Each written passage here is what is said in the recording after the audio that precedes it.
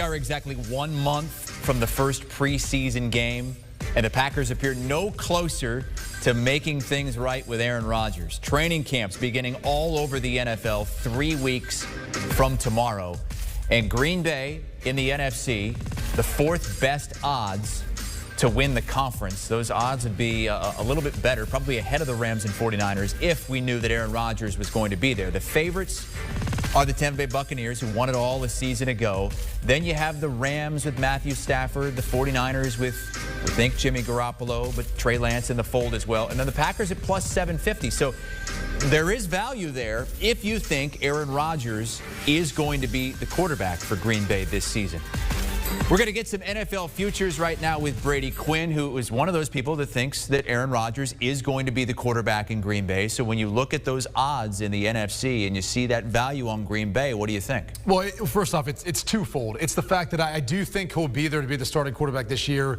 But more so than that, too, I don't think you're going to find any better value in the Green Bay Packers to win the NFC than right now. If he comes back, that's only going to drop significantly, because I think if you look at the path for them in the NFC North to win the division and get that #1 overall spot, which we know is oh so important in trying to win the NFC, to me, it's an easier path than what you see with the Rams, the 49ers, obviously that NFC West division. Those teams have to play one another. And even the Tampa Bay Bucks, where I think we're all looking for them winning the NFC South. But will they be able to recreate the same magic they had a year ago? I don't know. So I'm going to go ahead and take the fact that if Aaron Rodgers comes back, this is probably going to be his last year in Green Bay. And so I understand there's some risk in that, but you better believe he's going to want to light the entire world on fire, make a case to try to win consecutive MVPs. And also, I think if you look at this team and what they did in the offseason, they addressed their 3 biggest concerns. We always talk about the lack of maybe players outside of Devonta Adams to throw to. They draft Amari Rodgers. He's going to fit perfectly into this offense. Devin Funchess comes back. He was a big free agent acquisition a year ago, sat out due to COVID. And they extend Aaron Jones, who's been a good pass-catching running back out of the backfield. They beef up their offensive line in the draft. And obviously, they add Eric Stokes as well, a first-round draft pick, who I think is going to be able to help out their secondary. So all 3 of their biggest concerns they addressed, and you get a ticked off Aaron Rodgers coming back. I like their chances, and I love the value at this point. I know it's a big if, but big risks a lot of times pay off. What would this Packers team be if Aaron Rodgers doesn't come back? If Jordan Love has to take over it, not even a playoff team? No, I mean, you're looking at essentially a rookie quarterback. I know he's been there for a year, folks, but this is how players in the NFL look at it. Really, until you start playing and you rub some of that greenness off, that's when you start to showcase what you're capable of. To me, though, with that big question mark and such big shoes to fill, there's no way in my mind they end up being a playoff team. I think the advantage then goes to the Minnesota Vikings, and then we'll see what happens in Chicago. You know, that's one of the biggest question marks. But if Aaron Rodgers isn't there, if he does decide to sit out this season, or if he gets traded somewhere else, this team, to me, ends up being a sub-500 team, which now that we play 17 games, we don't have to worry about 500 teams, but they'll have a losing record. All right, so the Packers are the pick to win the NFC from Brady Quinn at plus 750 because he thinks Aaron Rodgers is going to come back and the value is there. You can get him at about 16 to 1 to win it all. But over in the AFC, the Chiefs are the favorites to win it all. Obviously, the favorites in the AFC at plus 250. So when you go down from there, you've got the Bills, Ravens, and Browns kind of stacked up there. And then it's surprising to see the Broncos up that high. I guess that's just the Aaron Rodgers. It's speculation. It's speculation. Keep this up, too. I want to talk about this. Let's be real. Who do we really think can compete against the Chiefs? Are we going to say the Buffalo Bills? Maybe. So I think they deserve to be at the #2 spot. Outside of that, there's question marks about all these teams. Can Lamar Jackson and the passing game take that next step to truly compete against the Chiefs? The Browns, can they build off of what they did a year ago, or could they potentially take a step back? I'm not even going to address the Broncos because that's purely speculative that Aaron Rodgers is on that team.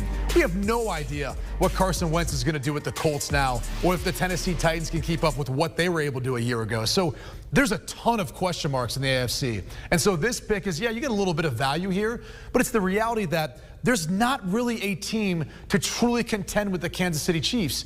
And once again, this is where we're going to find the best value. Once we start playing games and you see how much improved this offensive line is going to be, like in the back of our minds, we're all thinking about Patrick Mahomes running for his life in the Super Bowl. That's not the case anymore. You've got guys coming back who opted out due to COVID. You've got guys who they traded for, guys who they signed in the offseason on that offensive line. That's going to be good enough. They're going to be able to run the football better. Patrick Mahomes will be protected better. And defensively also, especially with the way they're torn around where they're going to put Chris Jones, I think defensively they'll be even better and pick up where they left last year. So this is an easy pick for me. I know it's not quite as much value, but as you take a look at their schedule, I think you'd say they're probably going to be favored in almost every single game. And I know their division's tougher. The Chargers are going to be, a tough team to contend with. But if Rodgers isn't on the Broncos, it's a layup. Take the Kansas City Chiefs plus 250. Who would be your #1 contender to them in the AFC? I think the Bills. With what they did last year, the additions they made to this offseason, added some depth to in that defensive front in the pass rush. I think that's the team to keep an eye on. Also, I think their path will be a little bit easier too in the AFC East. The Chiefs could have a tough time to the AFC West this year. I mean, we kind of forget that the Las Vegas Raiders too went toe-to-toe with the Chiefs, won in Arrowhead last year. I mean, they're very capable of putting up some points. Their problem's been defense. They haven't been able to stop anyone. So if they make some improvements there, that might be a team that could be interesting to see how they stack up. And then the Chargers. The Chargers are the other team that I think, from a value standpoint, could end up being a huge surprise. Justin Herbert had a phenomenal rookie season. If they get back healthy, they could compete with the Kansas City Chiefs. But again, the reality is Andy Reid, Patrick Mahomes, this group, it's too good for me to pass up. And like I said, it's only going to get worse from here. You're going to start looking at, minus 150, minus 200, whatever the case may be down the road as they start winning football games. As we continue to look at futures here with Brady Quinn, let's get to the MVP pick then, because, you got Patrick Mahomes up there. He is the favorite, but plus 475. So, I mean, you get better odds there than on the Chiefs winning the AFC. Then there's Aaron Rodgers at 8-1, Josh Allen at 12-1, who picked up some votes a season ago. Who's your pick? My pick, Patrick Mahomes is a safe bet. There's still good value there. Again, it's only going to go down once the games start being played. Here's why I wouldn't pick Aaron Rodgers. It has nothing to do about whether or not he does play this year, which, again, that's a concern in some people's minds, so I can see that. It's more the fact that since the start of the new millennium, only Peyton Manning has won in back-to-back years. That's just not an award anymore that we like to give out to a player in back-to-back years. So even though they've improved a lot of what's out around him, I don't see him winning back-to-back seasons. The next guy on the list, that's who I'm going to circle and target. Josh Allen. He put his name in the conversation last year with the addition of Stephon Diggs and how much better he looked in year 3. Now it's year 4, and it's time for him to take over. He will have a huge season for them this year. He will be in the MVP conversation, and if the Bills look like one of the best or maybe the best team in the AFC, look for Josh Allen to end up winning this award. Okay, 12-1, Josh Allen to win the MVP in the NFL this season. Gonna get one more future pick from Brady Quinn, and we've talked a little bit about team over/under win totals. You want to go the team that you think has the best chance to go over the win total. Who would that be? It's the Pittsburgh Steelers. And when I saw this over/under win total sitting at 9, I was shocked. I really was. I mean, it's kind of disrespectful, I think, to that defense that's carried this team and provided some consistency for a long time now.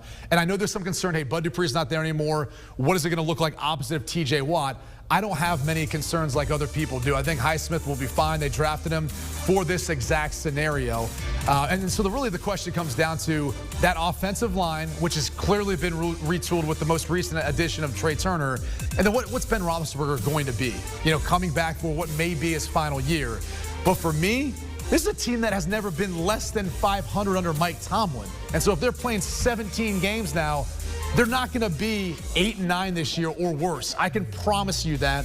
Their defense is too good. They have too much talent. Juju Smith-Schuster signs back on a 1-year deal, really a prove-it deal if you look at it, because he wants to try to hit free agency market next year where that cap's going to jump right back up. So he's motivated and ready to go. With the offensive line retooled and improved, I think you're going to see a better rushing attack. You'll see a better version of Big Ben and also more explosiveness in the passing game. Not a lot of that quick passing dink and dunk like we saw last year. They're going to be able to protect Ben up to take some shots downfield. Yeah, and the key here, remember, 17 games now, so you get that extra game. Like Brady said, for them to go under, pretty much a losing record. Tomlin's never done it. He's never done his career as a Pittsburgh Steelers head coach sub 500. They're not going to do it this year either. 9-8 would get your money back. 10-7 would be a winner for the Pittsburgh Steelers. It's Brady Quinn with us here on CBS Sports HQ. 1 month away from the Hall of Fame game between the Cowboys and the Steelers on August 5th.